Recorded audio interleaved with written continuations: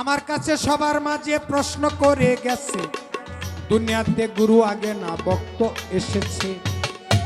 ভক্ত এবং গুরু কে আগে?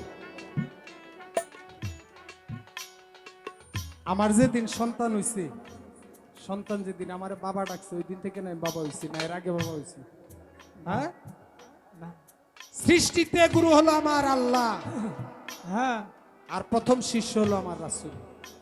আর জগতের বুকে প্রথম গুরু হলো আমার রাসূল, আর প্রথম শিষ্য হলো মাওলা আলী কুরবানুল্লাহ।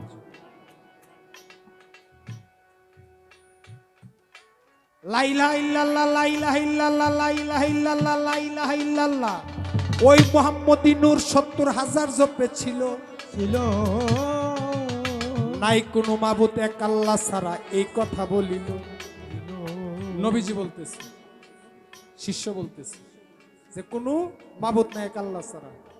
৭০,০০০ বছর ডাকার পরে আমার আল্লাহ নিজে বলছে আরো একজন আছে, সে হলো মুহাম্মাদুর রাসূলুল্লাহ সাল্লাল্লাহু আলাইহি ওয়াসাল্লাম।